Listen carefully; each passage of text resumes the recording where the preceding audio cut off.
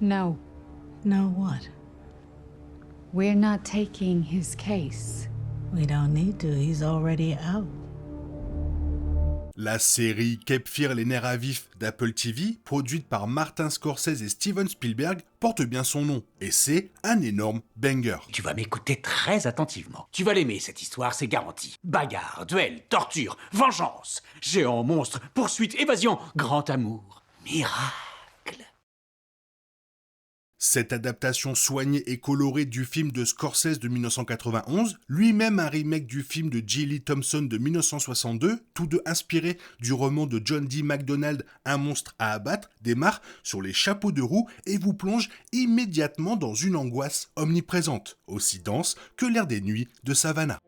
Les 2 premiers épisodes, disponibles sur Apple TV, revisitent un thème familier. Le meurtrier Max Cady, interprété ici avec brio par Javier Bardem, est libéré de prison, à la grande surprise de son ancienne avocate et de son mari. Dans cette version, Anna Boden est mariée à l'ancien procureur chargé de l'affaire Cady. Et l'inquiétude liée à la libération de Cady devient ainsi une affaire de famille. Le premier épisode s'ouvre sur le suicide de la maîtresse de Cady, apparemment sur ses ordres, ce qui l'a conduit à endosser la responsabilité d'un crime vieux de 17 ans. Il était accusé du meurtre de sa femme et de son enfant à naître. La libération de Cady donne lieu à un premier épisode lent et tendu, empreint de paranoïa et de pressentiments funestes. Dès le retour de Cady dans la société, la vie apparemment idyllique des Boden est bouleversée par des incidents inquiétants. Des bruits étranges commencent à résonner dans leur luxueuse demeure du Sud. Leur système de sécurité se met à dysfonctionner. Nathalie, la fille de Anna et Tom, est suivie par une voiture suspecte. Une famille de moufettes mortes est découverte dans leur piscine. Un puma, chose surprenante, est aperçu sur leur propriété de banlieue. Certains de ces événements trouvent rapidement une explication. Il s'avère que l'homme qui suivait Nathalie était un podcasteur obsédé par Max Cady. Mais beaucoup d'autres restent irrésolus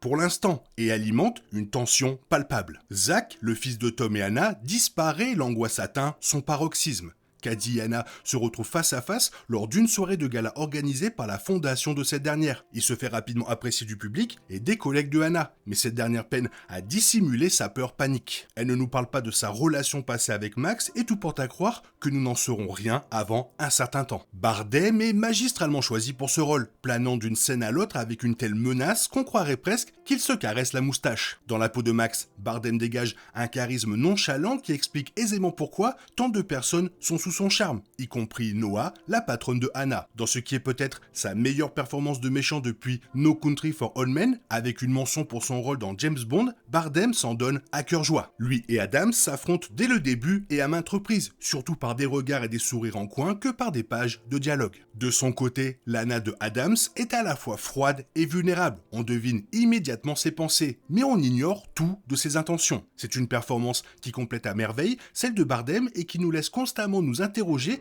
sur ce qui s'est réellement passé entre ces personnages il y a près de 20 ans. Le tome de Wilson est stoïque et posé, offrant un contrepoint bienvenu à la tension dramatique entre Max et Anna. Enders et Colias complètent une distribution solide qui rehausse une histoire qui pourrait autrement tomber dans le sensationnalisme. En particulier, Anders livre une performance qui dissimule une multitude de secrets, ajoutant une dose supplémentaire de suspense à une série déjà riche en rebondissements. Zach est au cœur de l'épisode 2. Après avoir disparu avant la collecte de fonds, il réapparaît chez ses parents, le pied ensanglanté et un orteil arraché. Max est également présent, laissant présager d'autres terreurs qu'il pourrait infliger à la famille Boden. Et c'est là que réside le postulat central et le principal attrait de Cape Fear. À chaque instant, on est presque certain que Max Cady est responsable des événements étranges qui frappent les Boden. Mais on ne peut jamais en être absolument sûr. On ne peut pas non plus être absolument certain qu'il n'ait rien eu dans le passé de la famille qui justifie ce qui leur arrive. L'épisode 2 s'ouvre sur un flashback macabre, magnifiquement filmé en noir et blanc, nous montrant le séjour de Max en prison, où il assassine brutalement ses co-détenus. De retour au présent, Zach réapparaît, Max est arrêté et ils se retrouvent tous à l'hôpital où l'orteil manquant de Zach réapparaît. Il s'avère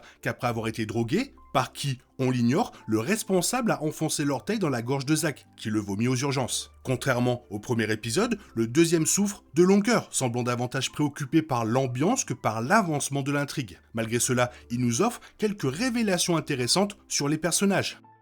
Après le suicide de sa mère, Max est envoyé vivre chez son père aux États-Unis, ce qui lui vaut une enfance marquée par la violence et pourrait expliquer ses actes futurs, présumés. On rencontre Ben, le père d'Anna, qu'elle a renié. Anna découvre que Zach a une mystérieuse petite amie rencontrée en ligne qui pourrait être le pseudonyme utilisé par Max pour terroriser la famille. La série a de nombreux atouts. La photographie est somptueuse et envoûtante. Le jeu des acteurs est remarquable. Le suspense et l'angoisse qui imprègnent chaque scène sont presque addictifs. Les allusions au film de Scorsese de 1991, avec Robert De Niro dans le rôle de Max Cady, sont nombreuses. Le premier épisode présente des images négatives intercalées, à la fois saisissantes et déconcertantes, des personnages principaux en lien direct avec la fin du film. La musique tonitruante du film est également de retour, créant une étrange impression de familiarité. Cette série assume pleinement son identité sans pour autant prétendre réinventer le trailer ni surpasser les adaptations précédentes. Les dialogues peuvent parfois s'avérer trop explicatifs et les scènes à suspense parfois un peu lourdes. Mais si vous appréciez les sursauts, les ombres qui se glissent dans les encadrements de portes et les bruits étranges de la nuit, les 2 premiers épisodes de Cape Fear, les nerfs à vif, laissent présager une saison riche en frissons. Dès leur première apparition, on comprend que les Boden ne sont pas parfaits, malgré les apparences. Par exemple, le couple a quelque chose à cacher. À un moment donné, Anna demande à voix haute à Tom si Cady aurait pu découvrir la vérité. Tom nie, affirmant que c'est impossible. Ce que Cady a bien pu découvrir, on l'ignore. Nathalie surprend la conversation. Est-ce lié à elle? Serait-elle issue d'une relation entre Max et Anna pendant le procès? Serait-elle la fille de Cady, l'enfant sauvé du ventre de sa femme?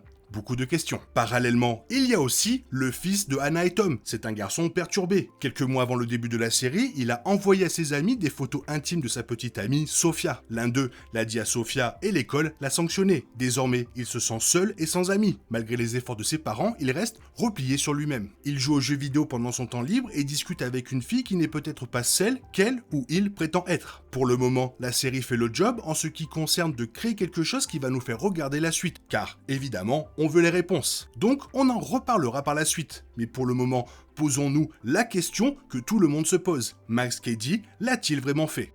Voilà une question très intéressante. Après 2 épisodes, la réponse est...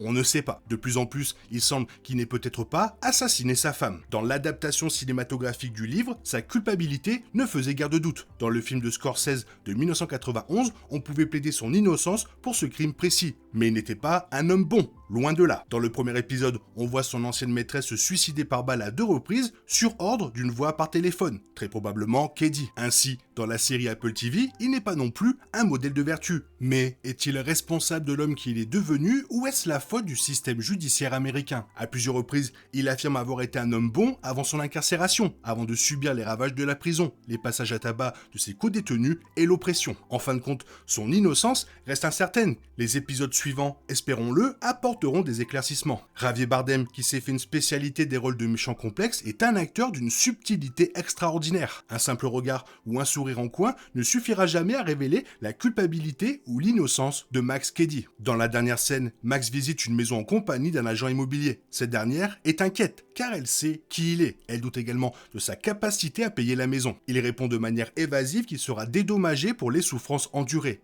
Plus tôt, il avait affirmé à Anna et Tom avoir des visions de sa femme décédée et de leur enfant à naître, qui aurait mystérieusement atteint l'âge qu'il aurait eu s'il avait vécu, à cause d'une grave blessure à la tête subie en prison. À présent, assis sur le canapé, la caméra se tourne vers eux, sa femme et son fils sont assis en face de lui, et il esquisse un sourire satisfait. Que se passe-t-il donc avec Max? Pour commencer, je ne pense pas que la femme à la veste verte et au masque soit le fruit de son imagination, car elle a clairement croisé Anna à l'hôpital. Travaille-t-elle avec Max? Et c'est là que ça se complique, car il y a des moments où Max semble vraiment ignorer les attaques dont la famille d'Anna est victime. Mais d'un autre côté, il dit des choses qui semblent liées à Zach. À cela s'ajoute cette histoire de magie noire. Par conséquent, j'ai l'impression que cette femme à la veste verte nourrit une sorte de vengeance contre Anna et qu'elle utilise Max pour se venger. Je pense que cette femme mystérieuse est une sorte d'hypnotiseuse et qu'elle a Zach et Max sous son emprise. C'est elle qui parle à Zach sous l'identité d'Angel X et elle insuffle les paroles d'Angel X dans l'esprit de Max pour que Anna croie que c'est Max qui parle à Zach en tant qu'Angel X. Je me trompe peut-être complètement et il est possible que la femme à la veste verte essaie en réalité de protéger Anna et sa famille de la colère de Max. Toutefois,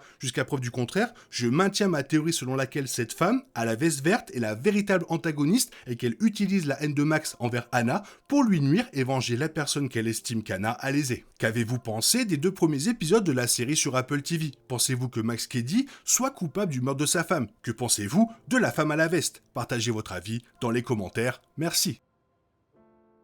J'ai vraiment adoré ces 2 premiers épisodes et je voulais vraiment en faire une vidéo. Alors, vous ne serez peut-être pas beaucoup à la regarder, mais comme disait Batista à Dexter, la passion, c'est plus fort que tout. Toi, qu'est-ce que tu en as pensé? N'hésite pas à me laisser ton avis dans la zone commentaire. Et sinon, comme d'habitude, bisous bisous, bye bye. T'es toujours là, toi? C'est fini. Rentre chez toi. Allez, dehors. Dai, dai, dai.